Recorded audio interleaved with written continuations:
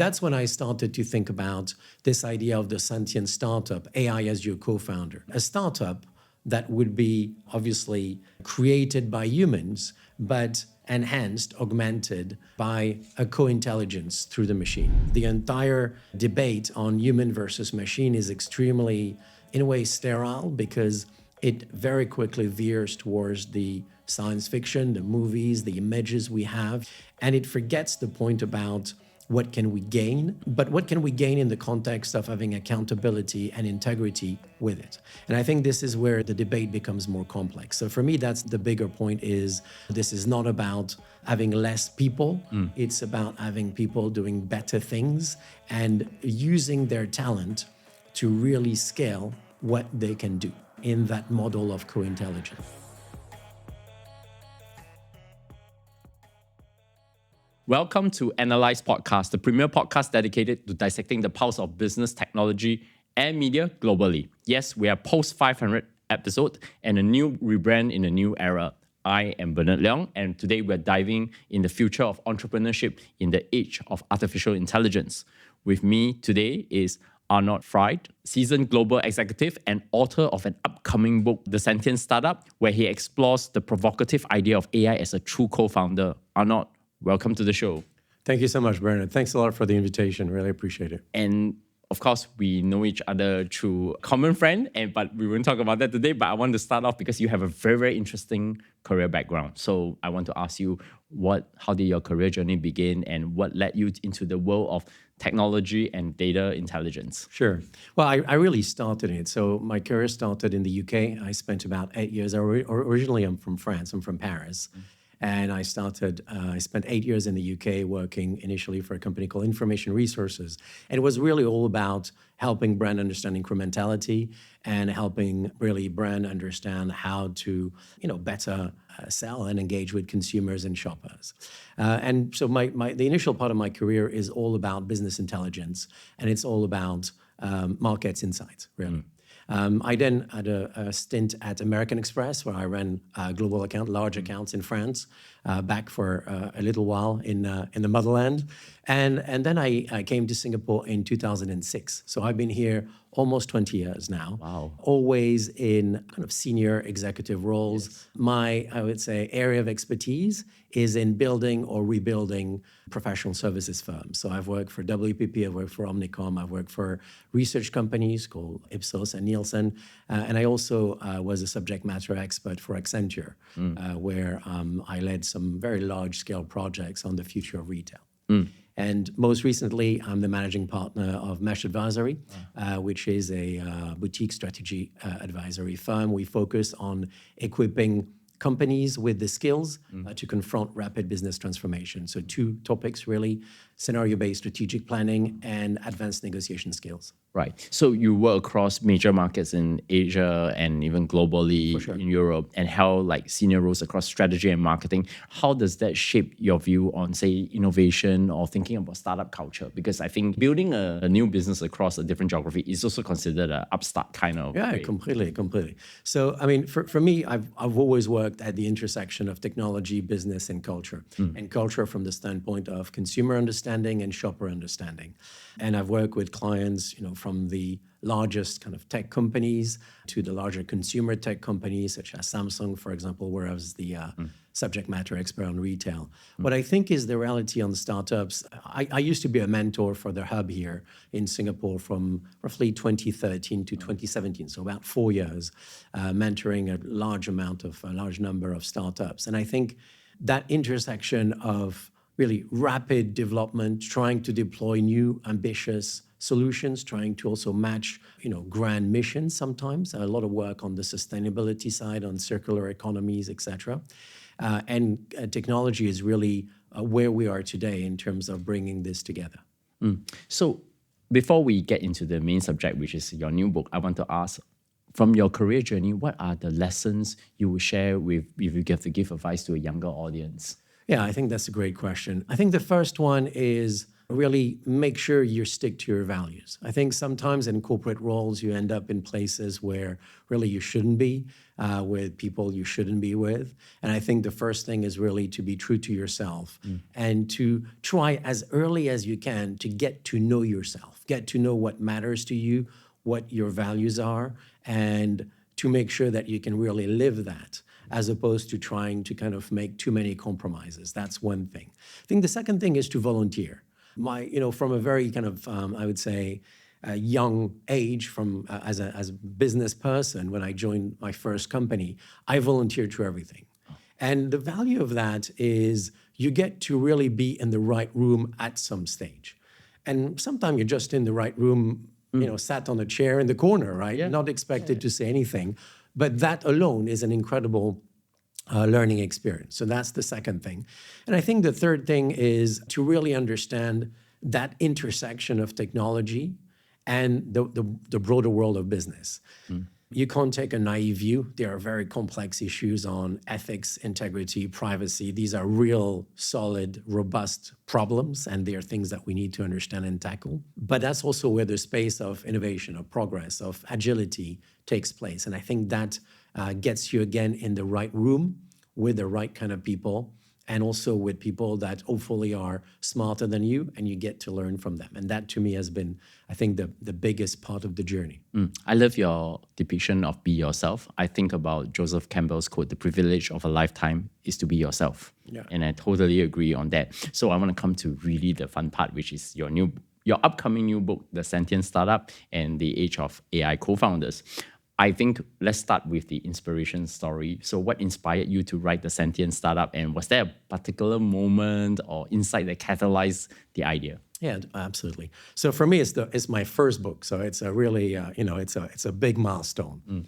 I started writing on AI in 2016. So in 2016, I started become interested by this idea that for 100 years, brands have marketed to consumers. And that's what I was part of for, a portion of that time. But with the rise of algorithms directing what products are shown, what products appear, in particular in smart search, in the advanced modules of search, and in a number of solutions that start to appear then, my question is about, okay, what about marketing to algos? How does that work? And I started to write this book with the premise is brands are going to have to really learn to understand how these algorithms work, because they're now marketing first to them, to then thereafter market to consumers. And I started to write this book, Algo Marketing. And fairly quickly, but within kind of by 2017, I kind of ran out of words.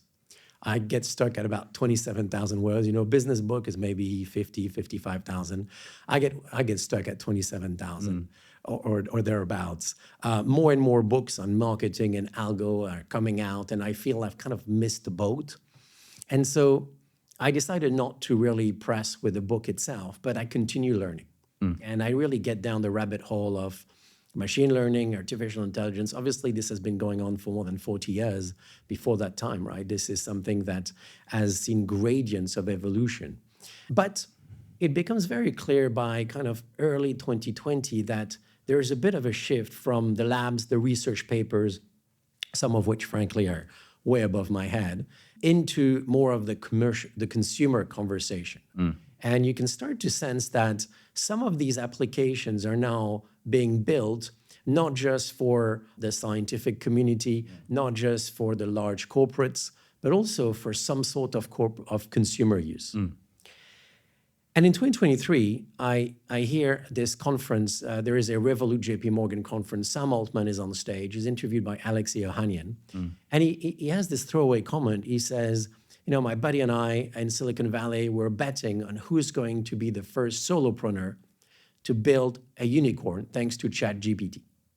And to me, that was really the epiphany. That was the moment where I thought, yeah, this is exactly what I've tried to crystallize for all these years, where I'm thinking about how do you build businesses when you balance the power of the human mind and the power of humans with the right technology. And that really crystallized that moment.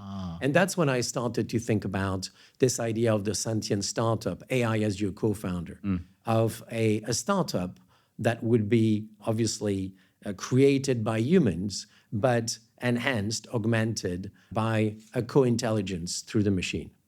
And I want to start with a baseline. How do you define a sentient startup, and how does it differ from, say, traditional startups from your point of view? Yeah, so my initial idea was, well, there must be plenty of those. There must be plenty. And I started to interview startups in Israel, China, the US, Europe, the UK, many places. And what became very obvious is many of them were AI on board.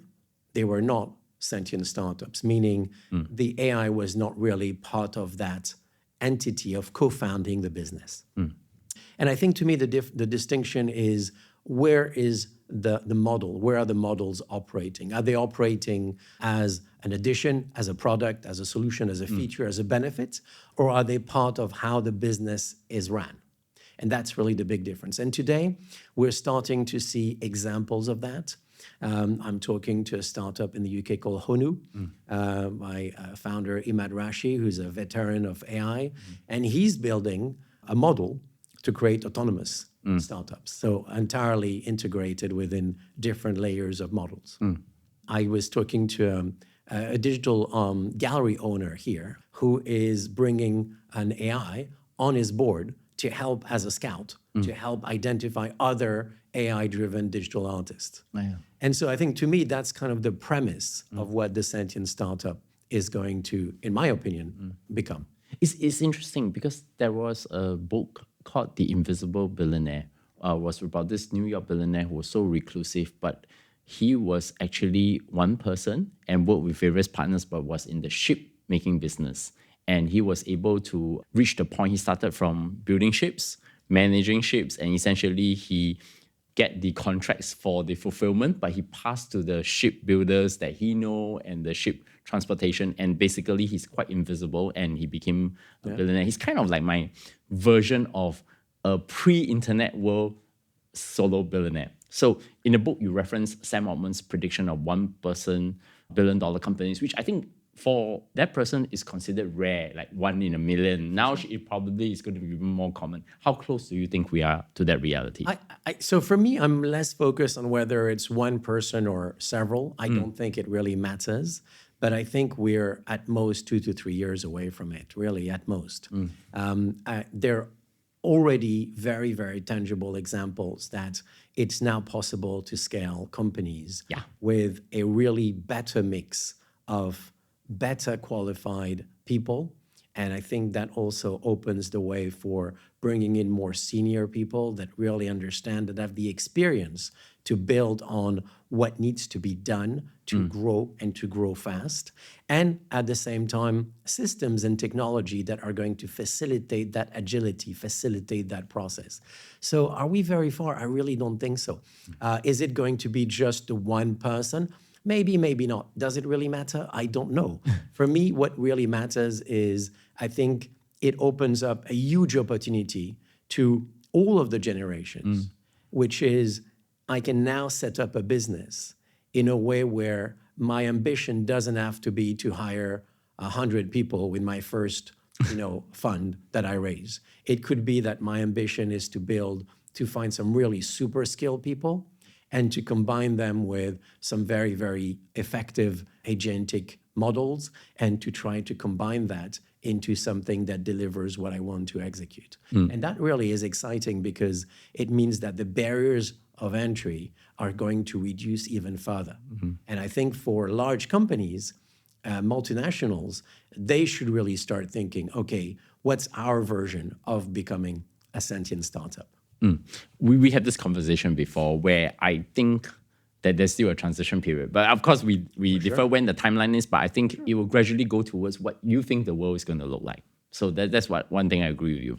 So you propose AI not as a tool, but as a genuine co-founder, right? How does that relationship look like in practice, and how does it reshape team structure, leadership, and even culture? I told my kids that they can become the sentient startup vision that you anticipate, but because I live in a transition world, so what I did is I say, okay, for me building Dodger AI, we're going to be the 100-person startup enabled by AI agents, but maybe I should think bigger and go towards your point of view as a sentient startup? Yeah, so just to be really clear, I'm really on the human side, right? So for me, I think today there is a debate which I think is extremely challenging, which is companies thinking that by switching to AI models, they can get rid of people. I think that's a terrible, terrible way to look It's at it. more augmentation, right? Yeah. It's a very short-term way. In fact, everything has been proven so far that every single company that has cut, hundreds of people claiming AI efficiencies have had to go back and rehire those people. That's right. And obviously at different conditions and most likely at a more costly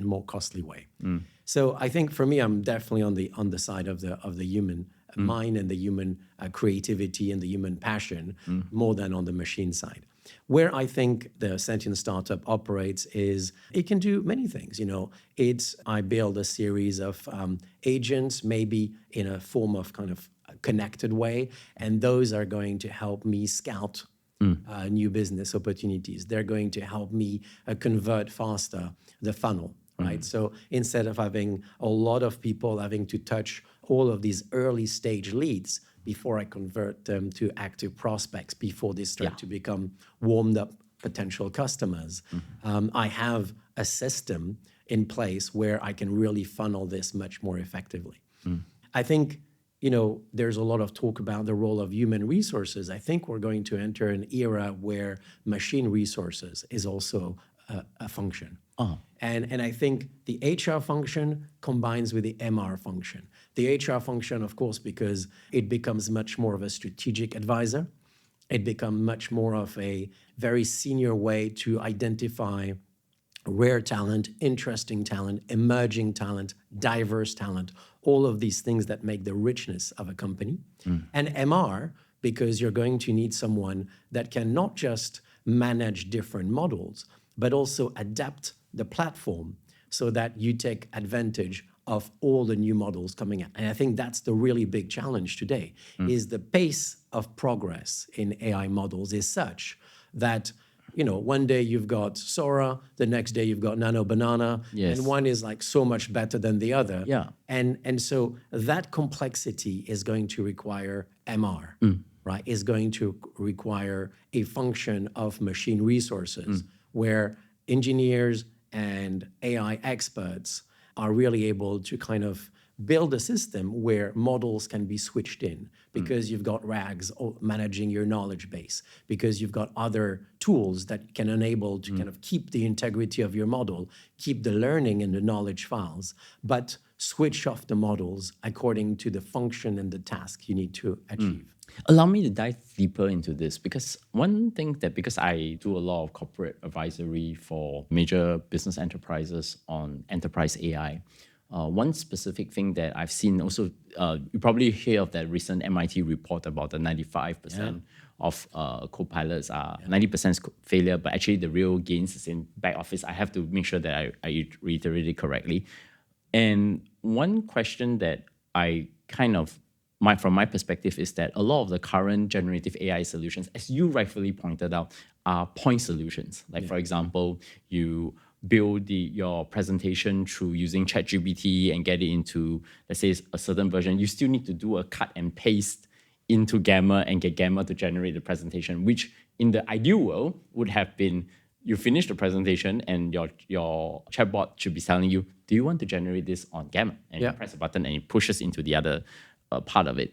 How do you see that kind of augmentation shift in terms of the tools that you use change moving forward? Is it going to be more point solution, living through with point solution to point solution, or do you think that it's going to be, you will see that more solutions will be coming out and you will see it more like a workflow? No, I think it's going to be a lot more integrated. I think it's definitely going to be workflow driven. The way I see it is, if you're really building a sentient startup, the first priority should be to build a structure that allows you to organize the agents and the input sources into your business. And I think that's exactly the same thing if you were to say, I have a startup and I'm taking a new board advisor or a new investor. That's right. It's not fundamentally different, right? The difference is that investor, that advisor has biases, has maybe misalignments on the ethics or integrity. You don't know at this point, right? Yes. You've taken on that person, that entity, whatever that is, a person or a legal entity, and they're there to address and advise you. I think the AI situation, the sentient startup model is the same. You're going to need to have some sort of an overlay where, as we are moving towards really effective agentic AI, then these tools are going to come into the fore. You don't really need to have one tool and then click a button. You're going to be able to have a conversation and say, these are the 3 goals for this presentation. Now, please send me the output. And the output is the deck ready. And it doesn't mean that then it's done. It means that it's a really good way for you to have saved the first 60%, 70% of time that you just fiddle around before you start to put your brain into, okay, I'm going to really fine tune that with my own voice, my own talent, my own capabilities. So I think we're going to see that workflow structure. And this is my point about MR versus HR. The MR function is all about organizing that. It's the ability to create all the building blocks, some of which are switchable, right? I have one model today, but tomorrow there is a much better model. I can switch the model, but underlying, I create the consistency because I'm building very structured RAGs. I'm building very structured databases where all of my knowledge and all of the repository of experience gets contained. How about culture? Because I think in HR, one function they need to think about is company culture. Now you have agents, right? It's an interesting anecdote I would share with you. I was usually giving a lot of my generative AI classes where I prompt and I usually say, please help me and thank you. And then the participants in the class will ask me, Bernard, why are you so polite to the AI? And then I'm telling them what I say is, here's what I think about it, because I'm genuinely dealing with people. I do not want to lose my humanity as a result of that. So if it comes across through my AI, even the way I talk to the AI, it becomes more natural for me on that. So how do you think about that going into the culture? I'm not going into the culture. No, I think you're encapsulating it very well. I mean, the first reason why you should be polite to AI is if the machine take over, you don't want them to be looking for you first, right? So that's the prudent thing. That's right. But more seriously, I think the point here is, you have to be yourself, irrespective of what you're engaging with. That's right. I think the idea that the robots, the Android illustration, for example, of AI is something that you have to mistreat is a complete, wrong idea. Yeah. I think you have to retain the humanity of engagement. I mean, obviously, in AI, you're going to say please and thank you. That's adding actually energy consumption to the model, right? So in some cases, you might want to actually reconsider. But I think we're going to see from a cultural, to come back to your question, from a cultural standpoint, I think what we're going to see is simply the need to recognize that you have additional layers of input within the way we operate. And it doesn't mean that you're going to necessarily listen to it. Again, you have to be very careful, right? AI is a probabilistic model. So AI is not a sentient God, right? The word sentient here is a little bit cheekily used in my title, for example. AI is not a sentient God. AI is a tool, a platform, a system, and I'll come to that maybe a bit later because there is another way to look at this. But it's a way that ultimately is probabilistic, right, as a model. And so we have to be very careful with how much we believe in what is being said back, right? That's right. But I think it's just about the idea that I'm going to add, an additional advisor to the table. And that advisor has many different capacities, has the ability to analyze data in a very, very efficient way. And if I'm getting really good at asking the right question, I get even better answers. And as I train myself to better understand how do I engage with this, I start to see that the output becomes better and better and better. And that contributes to how much leverage and use I can have for this. But like, for example, this comes to my mind just from this perspective, right? When you're thinking about culture. So when I was young and working in the Human Genome Project doing machine learning, I once said that there will come a day where AI can just remember everything and I just can ask the AI to be able to give me all the answers. So one of my colleagues in the Human Genome Project, who's a biologist, said, well, but Bernard, you have to understand, forgetting is a very important evolutionary function. The reason why humans forget is because humans can relearn, unlearn, and relearn, which is what his point is to me. Sure. So where now the AI solutions is a lot of reinforcement learning and it keeps learning towards a maximum, right? How do you think that actually shapes even this whole cultural thinking from the Sentient Startup point of view, where maybe there might come a point in time where the company needs a major culture change, right? Maybe because they have to be, what I call a war. Are you a wartime CEO or a peacetime CEO, right? Yeah. How does that thinking would come along? I think you probably allude to the fact that it's going to be human driven, but where does the line comes? But I think it's a little bit the same challenge. If you look at companies, your example, so Ben Horowitz, right? Yes. Wartime CEO, peacetime CEO. That's right. One of, I think, the most really important writings of the kind of modern business era. I think it's really something that is quite fundamental. If you think about his piece, what you realize is, not everybody can adjust to that. And so many CEOs are struggling. Yes. They're great peacetime CEOs. They're terrible wartime CEOs, or vice versa, right? And many teams are really struggling. Today we do some things in a certain way in that peacetime mode, and for them to shift is really difficult, and it takes a lot of time. And you can see there are many examples today of companies really struggling to adjust to what is a much more, let's say, agile and potentially wartime mindset in this modern era. I like to talk about the age of chaos. This is where we are, I think. Okay. We are in the midst of the age of chaos. And so I think it's not different for the models. The models are controlled by humans. If the humans are able to adapt, they will adapt the models. It might mean that they have to update the knowledge file. They have to transform the way the RAGs are interacting. They have to change the inputs. And it might be that their sources of inspiration are also different. Consider these 3 hostile takeovers. What do we learn from those? Yes. As opposed to consider these 5 great product launches or these wonderful interactions with influencers, et cetera, et cetera. So I think, again, everything here has nothing to do with the machines, right? The machines, for me, we talk about AI as a tool very often. I heard comparison of AI as the calculator, when it came into companies. The calculator, people feared what it would do. Yes. For me, AI is about mindset. It's not about a tool or not.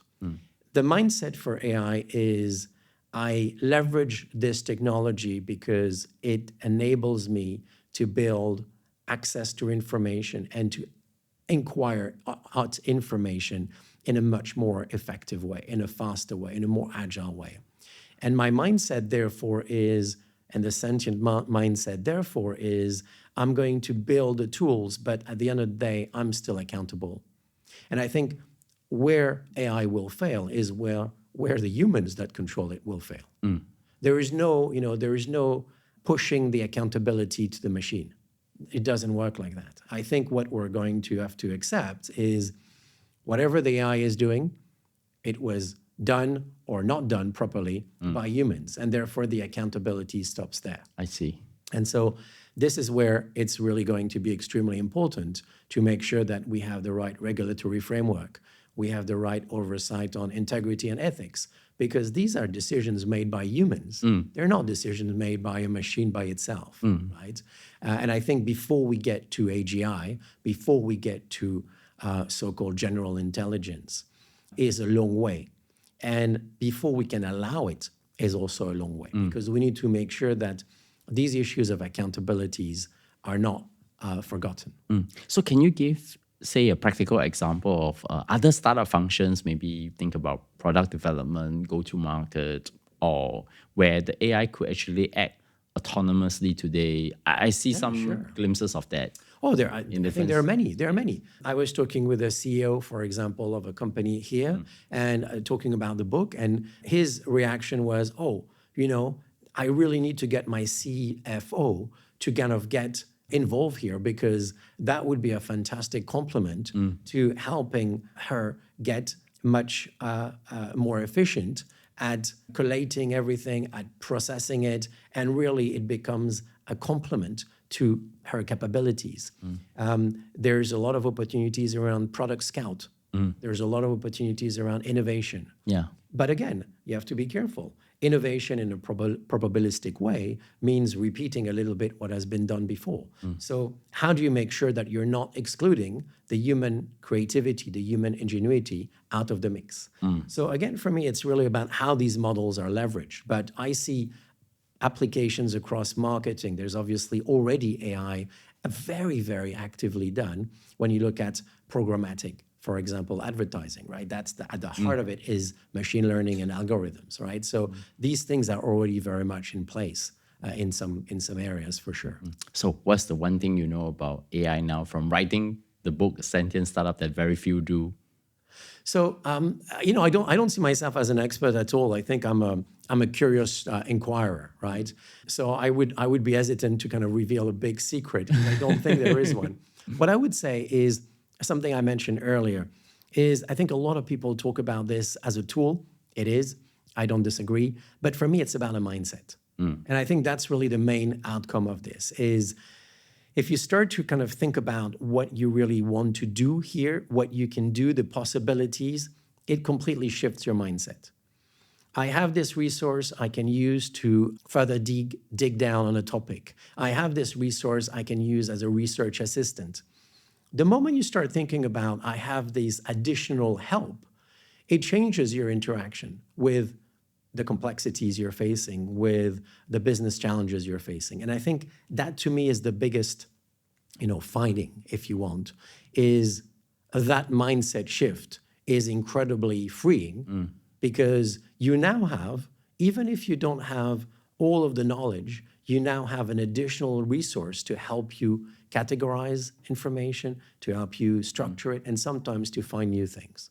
What I like, since we talk about the book, is that it also cautions against blind faith in AI. For sure. I think what are the most underestimated risks of, say, over-reliance on intelligent systems in startups? Okay, I can give a pretty simple example. A lot of CEOs will walk up to me and say, what should my 9-year-old do? Today, I don't really want them to outsource all their thinking now to ChatGPT. Yeah, I think there is a number of really big societal risks that we're facing with any type of really new advanced technology, right? So if you think about nuclear fission, that's also something scary, which for years there was deep concerns and big choices made. I don't think this is fundamentally that different. There is a number of issues around biases. There's a number of issues, obviously the information you enter or the information the models are able to capture directly contains the biases of our society. So that already is one big major risk. There is obviously a risk around blindly trusting answers from a machine. Yeah. Today we hear about people that are using AI as a psychotherapist. Yes. You have people, getting married to their AI, people in relationships with their AI. All of these things are obviously deeply disturbing. And I think they're symptomatic of a much broader societal issue, which is the loneliness crisis, right? And so AI is not going to resolve those topics. AI is going to inflame them, augment them, and potentially make things much worse for those that are not strong enough to understand the limitation and the truth of what these technology really do. Yeah, it's actually interesting you mentioned this. I have a friend, a couple, recently they went to, in the US school, attended a course on AI and parenting, and they are actually very tech-savvy people. And they walk back with the understanding that the course is actually more about parenting than the AI. And that is the essence of what you are actually saying here. I think first, a lot of people tag AI to everything, right? I recently saw an AI fridge. I'm not sure what that does. So I think if you do a course on parenting, okay, but parenting with AI, that must be more exciting or sexier. I don't know. They were looking for, it just introduced genuine tools. Yeah. But what I think the person who actually conducts the course was telling them, it is not the AI that you should be worried about is actually is the your parenting. parenting. For sure, Yeah. for sure. And I think again, it's over reliance on technology. It's not understanding how to set boundaries in this case. So I think all of these things are. It's just it's a magnifying glass to the challenges we have as a society. And so it's not going to bring the answers if you're not asking again the right questions. And that's so fundamental, I think. How should founders now think about, say, ethics, trust, human oversight as they try to integrate this AI into their business DNA? First, I don't think any differently than they would have done if they had just relied on having more advisor around the table, building a board, bringing a new shareholder or whatever. Right? Yeah. It's the same thing. I think those that don't really have ethics and integrity at the top of mind are definitely going to have the same problems with AI. Those that want to put integrity and at the forefront of their thinking will do so with AI. They will think about, okay, are there any biases in this model? If we start to analyze the data that is coming out, is that data showing a bias, for example? That's a really big topic. Are we suggesting to market to a certain niche consumer group? But why? Why that group? So I think what AI is going to force, and especially for the sentient startups out there, it's going to force the ability to question more what it is you're doing. So on one hand, you win time, you earn time, you kind of gain speed. On the other, you're going to have to make sure you pause soon enough and frequently enough that you can really question, why is this? Yeah, this is a very interesting point you brought up. So I was actually doing a lot of things with AI being my partner or my agents, right? So I had this thinking about, A players with AI hires A players, and then B, C, D, and E player gets replaced by AI agents. And then I was telling my business mentor how much I can take any task from months to days to minutes to seconds. And the first thing my business mentor pointed out to me, and really Paul Bradley made a very, very good point to me and say, but Bernard, here's the problem. The people you manage are not thinking at your speed. You need to think about how to empower them such that they can be at that speed, or there will be a big miscommunication going on. I think this is where those AI first founders can get very, very overwhelmed by this whole AI. So the question maybe I will come back to you is, how do they think about this from that point of view, like making sure that the culture of the AI is actually being spread down to your next in line and then the people down as part of the culture building? So I think there are two layers. One is overall AI education. I think today, a number of countries, a number of companies also are really trying to push forward, and I think that's essential. I think it is simply impossible to enter the workforce in the next 5 years with no really sustainable understanding of this technology. And I think from a founder standpoint, you need to obviously align yourself with people that are going to want the same things. But not everybody is the founder in a company. That's right. You're the founder, you have a vision, other people are employees. They have maybe a little bit of a stake in it, but really the reality is they're employees. And I think you've got to accept as a founder that not everybody is as motivated, ambitious, or excited as you are. The key here is, from the standpoint of the Sentient Startup, is to make sure that you've equipped yourself with the people and the models that can really complement. Where you have some resources that you're lacking, maybe you have more models structuring those. Where you have some talent that is incredible people that you've identified, these are actually controlling some of the models. So I think it's finding that balance. What does success then look like for a sentient startup? Is it the speed, market dominance, personalization, or something else? So I think one, of course, agility, for sure. Yep. The second one is kind of the barriers of entry. There are markets today which are extremely complex to enter. There are industries that are extremely complex to enter. That actually can give you a leg up and a way to really kind of reduce those barriers, get into the market faster, because you can deploy more resources both human and machine, but certainly machine-driven, to help you activate within that market. So I think the agility, for sure, the ability to scale without necessarily having to hire, in some markets. There are markets where it's extremely complex to hire. It's extremely risky also to hire. A place like Japan, for example, is a perfect illustration. It's almost impossible to find the right talent. And if you do find it, it's very, very complex. And so the question is, okay, maybe this is where the Sentient Startup can thrive, because the market itself is huge, but finding talent there becomes an impossible challenge. And so that's a really good way to kind of try to scale. So speed, scale, and lower barriers. So what's the one question you wish more people would ask you about AI as a co-founder, but they don't? You mean about the Sentient Startup? Well, the first question obviously is, where can I buy the book in bulk?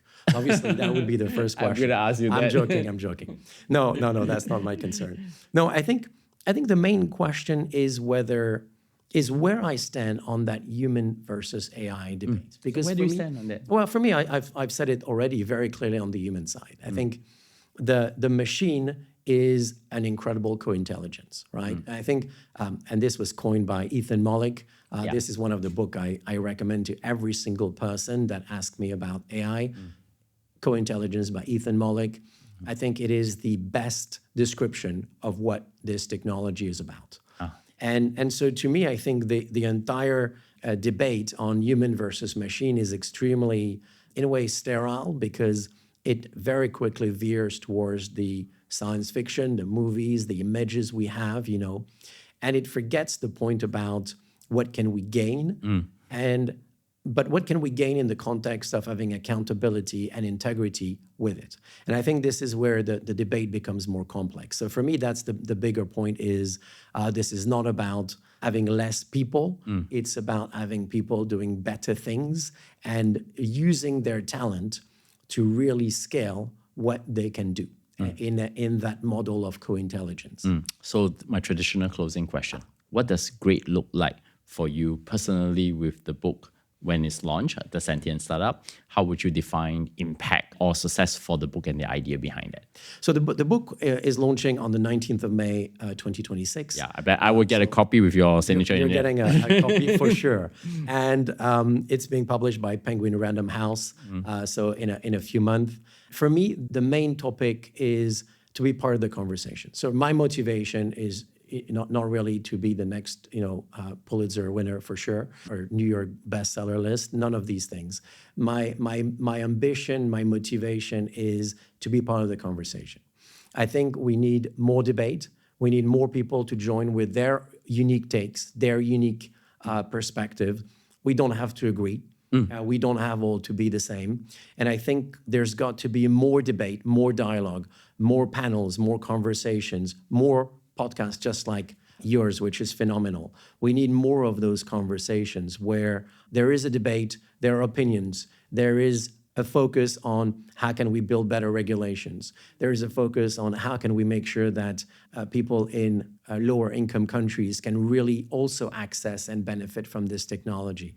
How can we make sure that children can be safely onboarded into that technology? All of these topics matter tremendously to the future of society. And I think I just really, from my own standpoint, I'm just really interested by being part of the discussion. That's all I'm kind of after. And I totally enjoy all those conversations we have prior to this interview. And I really appreciate the thought, leadership, and also the thinking that you have. And, despite we all have different viewpoints, but I think that whole point of being part of the conversation, I think that's something you should be applauded for on that. So, Arnaud, many thanks for coming on the show, but I always have two closing questions. Sure. Any recommendations that have inspired you recently? Yeah, so for me, there are really three books that I mentioned first. So the Ethan Mollick one I've mentioned already. There's a fantastic book from Richard Tobacowala, who's a former Publicis exec, called Rethinking Work. And I think that's at the heart of the conversation here. I think he's done an amazing job at kind of qualifying the challenges and the future where what we do, how we do it changes dramatically for the better. And the third one is a book that is not yet published. It's coming at the end of October. It's a book by Jaime Cascio. It's called Navigating the Age of Chaos. Jaime Cascio is the creator of the Banani language framework. It's a model that I use. Banani is brittle, anxious, nonlinear, incomprehensible. It's a perfect way to really understand why AI projects fail. For example, you mentioned the NANDA project, the MIT study. 95% of pilots have failed. Actually, the study really says one thing. They failed because of organizational issues. That's right. And I think that's exactly where Banani comes in. And so navigating the age of chaos with Jaime and other co-writers coming soon, I think it's the heart of the discussion today. So, Arnaud, many thanks for coming on the show and really sharing your upcoming book. But don't worry, we're going to have you on when the book is launched, right? Of course. Okay, so we have a date for that. So you can definitely find us everywhere from YouTube to Spotify as well. But before that, where can my audience find you and when did they stay updated on the launch of your book? So the best way is to go to the sentientstartup.com, which is a microsite. You can register to be part of the community. I'm doing a number of activities. I'll be talking to some of the people I've mentioned, actually, in interviews, in conversations in the next few months. There's a number of activation events taking place here in Singapore, in a number of places, and also in the Middle East. And so, but the easiest way is simply thesentientstartup.com or LinkedIn, of course, where they can find me. No problem. So, Arnaud, thank you for coming on the show and let's continue to talk. Thank you so much.